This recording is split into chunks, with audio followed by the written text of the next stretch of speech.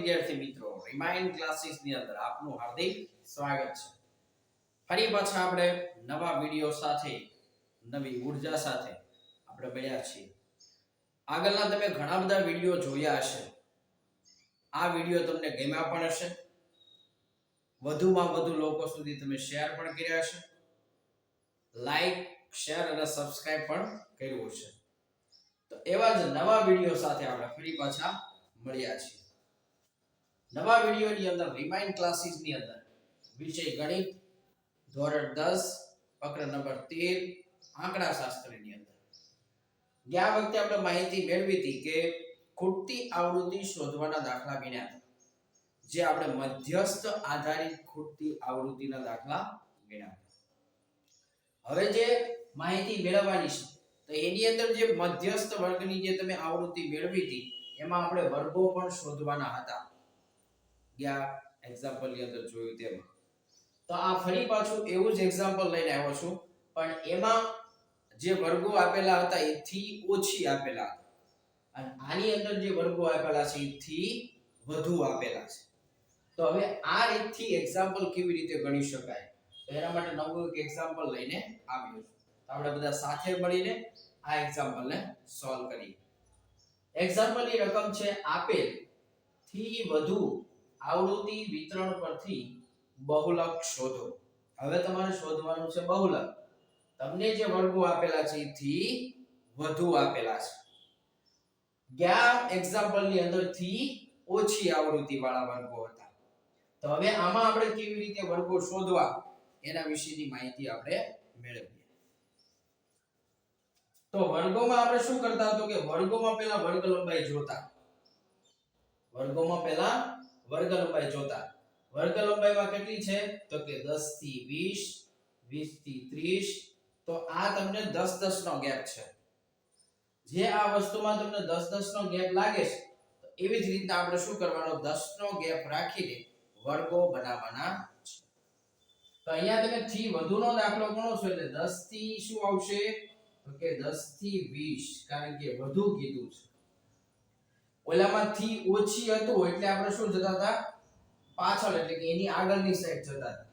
અહીંયા 10 થી 20 થશે, 20 થી 30 થશે, 30 થી 40 થશે, 40 થી 50 થશે, 50 થી 60,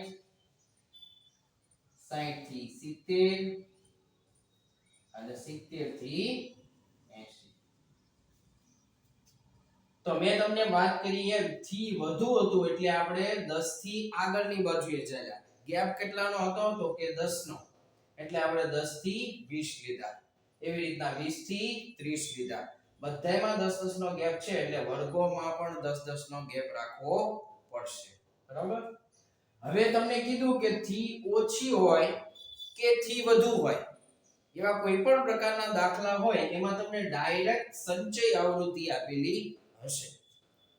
તો એ સંચય આવૃત્તિ પરથી તમારે શું મેળવવાનું છે આવૃત્તિ મેળવવાની થશે. શું કરવા, કારણ કે બહુલકની અંદર આપણે દાખલો ગણવા માટે આવૃત્તિની જરૂર પડે. કારણ કે આવૃત્તિની મદદથી જ બહુલકના સૂત્ર વિશે બધી માહિતી મળશે. એટલે આપણે આવૃત્તિ શોધવી પડશે. પણ ઓલા કરતા વિરુદ્ધ આવૃત્તિ શોધવાની. કેવી રીતે? આપણે શું કરતા તો કે થી ઓછીમાં એવું કરતા પહેલા વર્ગની જે આવૃત્તિ હોય એમ ન રાખતા. આમાં આપણે એવું નથી કરવાનું. આમાં આપણે એવું કરશું છેલ્લા વર્ગની જે આવૃત્તિ છે ને આમ નામ રહેશે. છેલ્લા વર્ગની આવૃત્તિ શું રહેશે 2 ના 2 જ રહેશે. બાકી બધામાં જે તમે રીત કરતા હતા એ જ કરવાની છે. ધારો કે મારે અહીંયા આવૃત્તિ લખવી છે તો મારે શું કરવાનું 100 - 97. 100 - 97 કરો એટલે કેટલી આવૃત્તિ મળે મને 3 મળી જાય. એવી રીતના 97 - 90 કરું તો અહીંયા કેટલા મને મળશે 7 મળશે. અહીંયા 90 - 45 કરવું એટલે કેટલા મળે મને 45 મળશે. 45 - 20 કરું તો મને કેટલા મળે તો કે 25 મળશે. 20 - 10 કરું તો મને કેટલા મળશે તો કે 10 મળશે. અને 10 - 2 કરું એટલે અહીંયા મને કેટલા મળે 8 મળે. તો ફરી પાછી તમારે આવૃત્તિ ચેક કરી લેવાની કે આ બધાયનો સરવાળો છે ઈ પાછો 100 આવે છે કે નથી આવતો, કારણ કે કુલ આવૃત્તિનો સરવાળો થી વધુમાં તમને ઉપરની સાઈડ આપેલો હશે કેટલો, જે આપણે કીધું કે થી વધુમાં આવૃત્તિનો સરવાળો 100 છે તમને ઉપર આપેલો હોય એટલે અહીંયા તમારે ગણતરીમાં ચેક કરી લેવાનું કે આપણે જે આવૃત્તિ મેળવી ઈ આવૃત્તિનો સરવાળો પણ 100 થવો જોઈએ. તો આપણે ગણતરી શરૂ કરીએ. 2 + 8 એટલે 10, 10 + 10 એટલે 20, 20 + 25 એટલે 45, 45 માં 45 નાખો એટલે 90, 90 ને 7 97, 97 માં 3 ઉમેરો એટલે n બરાબર કેટલા મળી જાય આપણને 100 મળી જાય. તો આપણે જે આવૃત્તિ મેળવી છે ઈ આવૃત્તિ આપણી શું છે સાચી છે. તો આપણે થી વધુ ઉપરથી વર્ગો મેળવ્યા અને એના ઉપરથી સંચય આવૃત્તિ ઉપરથી આવૃત્તિ મેળવી. હવે આપણને ખબર છે કે બહુલકનું સૂત્ર છે તો બહુલકને આપણે દર્શાવીએ z વડે. z બરાબર l વત્તા કૌંસમાં f1 f0 છેદમાં 2f1 f0 f2 એને ગુણ્યા h. બહુલકનું સૂત્ર આવું મળશે. હવે બહુલકનું સૂત્ર મેળવ્યા પછી આપણે શું જરૂર પડે તો કે આની મદદથી આપણને આવૃત્તિની જરૂર પડે. આવૃત્તિ હોય તો જ આપણે બહુલકનો દાખલો ગણી શકીએ. એટલા માટે આપણે આવૃત્તિ શોધી. હવે આપણે શું કરવાનું તો કે હવે જે આપણે કરવાનું છે એ આવૃત્તિની અંદર સૌથી મહત્તમ આવૃત્તિ હોય. મહત્તમ એટલે વધારે. તો એવી આવૃત્તિ આપણે શોધીએ. ઈ આપણો શું થાય બહુલકીય વર્ગ થાય. તો અહીંયા જોઈએ આપણે સૌથી વધુ આવૃત્તિ હોય એવું એક જ પદ છે. કયું છે તો કે 45. તો આ જે 45 ની સામે જે વર્ગ આવ્યો ઈ આપણો બહુલકીય વર્ગ થાય. બરાબર? એટલે આ જે વર્ગ છે ઈ વર્ગ આપણો શું થાય બહુલકીય વર્ગ થાય. તો આમાં આપણે શેની જરૂર પડશે એક l ની જરૂર પડશે. l એટલે બહુલકીય વર્ગની અધસીમા. બહુલકીય વર્ગની અધસીમા એટલે 30 આવશે. પછી f1 આવશે. f1 એટલે જે બહુલકીય વર્ગ છે એની આવૃત્તિ. તો એને આપણે શું કહેશું f1 કહેશું એટલે તેનો જવાબ આવશે 45. આની f1 કયો એટલે ઉપર શું હોય f0 હોય. તો આ f0 બરાબર કેટલા થશે તો કે f0 બરાબર 7 થશે. એની નીચે તમે જોવા જાવ તો એની નીચે શું હોય તો કે f2 હોય. અહીંયા f2 હોય એટલે f2 બરાબર આપણને શું મળશે f2 બરાબર 25 મળશે. અને h વર્ગ લંબાઈ બરાબર આપણને શું મળશે તો કે 10 થી 20, 20 થી 30, 10 10 નો ગેપ છે. એટલા માટે h બરાબર 10 મળશે. તો આપણે આગળના એક્ઝામ્પલમાં આપણે બહુલક મેળવો તો એના ઉપરથી જ આપણને ખબર પડે કે આને જે હોય ઈ શું કહેવાય તો કે f0 કહેવાય, આને f1 કહેવાય, આને f2 કહેવાય. બરાબર? હવે આપણે સૂત્રમાં કિંમત મૂકતા જઈએ તો z l ની કિંમત શું છે તો કે 30 વત્તા કૌંસમાં f1 f0. f1 તમને આપેલું છે 45, f0 આપેલું છે -7 છેદમાં 2f1. 2f1 એટલે શું આપેલું છે તો કે 45 માઈનસ f0 એટલે શું આપ્યું તો કે 7 અને f2 બરાબર શું આપ્યું છે તો કે 25. એને ગુણ્યા h. આ આપણે સૂત્રમાં કિંમત મૂકી દીધી. બરાબર? સૂત્રમાં કિંમત મૂકી. હવે સૂત્રમાં કિંમત મૂક્યા બાદ z બરાબર 30 વત્તા કૌંસમાં 45 માઈનસ 7 એટલે કેટલા થાય તો કે 36 થશે. છેદમાં 2 ગુણ્યા 45 એટલે 90. 90 માંથી 7 બાદ કરો એટલે કેટલા થાય 83. અને 83 માંથી આપણે 25 બાદ કરીએ. 83 માંથી કેટલા બાદ કરવાના 25 બાદ કરીએ તો કેટલા વધે તો અહીંયા લેવાના 10, અહીંયા લેશું 7, 13 માંથી 5 જાય તો 8 વધે, અહીંયા 7 માંથી 2 જાય તો 5 વધે. તો અહીંયા તમારો ટોટલ જે સરવાળો બાદબાકી કરતા તમારું પદ આવી જશે 58. એને ગુણ્યા h એટલે શું આવશે તો કે h બરાબર આપણે 10 લેશું.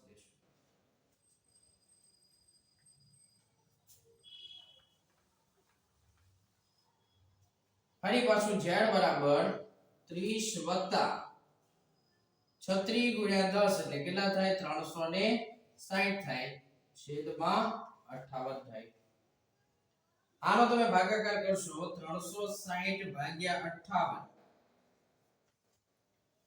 તો 58 નો ભાગ તમે ચલાવશો એટલે 58 ગુણ્યા 6 તો કેટલા થાય તો કે 8 6 48 થાય વધી 4 6 5 30 ને 4 34 થાય.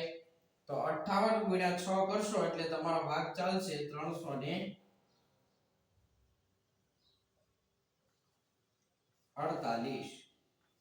આની તમે બાદબાકી કરો એટલે 60 માંથી 48 જાય તો કેટલા વધે 12 વધે. અહીંયા 58 છે ભાગ નો ચાલે એટલે પોઈન્ટ મૂકવો પડે એ 0 આવશે. 58 દુ 8 દુ 16 વધી 1 10 ને 1 11 116 58 દુ 116 થાય 4 વધે. ફરી પાછો પોઈન્ટ લીધો એટલે અહીંયા તમે 0 લઈ શકો. પણ 58 છે અહીંયા 40 છે ભાગ ન ચાલે તો તમારે શું મૂકવું પડે અહીંયા શૂન્ય મૂકવી પડે. ફરી પાછી એક શૂન્ય લ્યો એટલે 58 ગુણ્યા 7 કરી જોઈએ 8 સત્તા 56 વધી 5 7 પંચા 35 ને 5 40 અને 406 થાય. તો 58 6 એ ભાગ ચાલશે 6 એ ભાગ ચલાવો એટલે પાછું 348 આવે. 348 આવે એટલે વધે કેટલા 52 વધે. તો આપણો જે જવાબ આવે આનો ભાગાકાર કરતા 6.20 એટલે કે 6.206 જવાબ આવશે. 6.206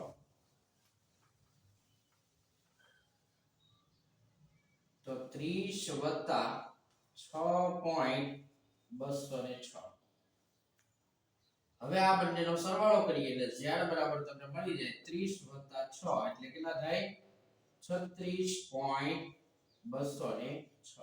આ તમને શું મળી જાય બહુલકમાં. તો આવી જ રીતે આપણે શું કરવાનું હોય તો કે થી વધુ કે થી ઓછી બંને પ્રકારના દાખલા હોય ત્યારે તમારે શું મેળવવાનું હોય તો કે વર્ગો પણ મેળવવા પડે. સંચય આવૃત્તિ આપેલી હોય એના પરથી તમારે આવૃત્તિ પણ શોધવી પડે. તો આ બંને વસ્તુ આપણે મેળવી પછી બંને વસ્તુ ઉપરથી સૂત્રના સિમ્બોલ મેળવ્યા અને સિમ્બોલ મેળવ્યા પછી સૂત્રની અંદર તમે કિંમત મૂકતા જાઓ. કિંમતની સાથે સાથે તમે ગણતરી કરતા જાઓ.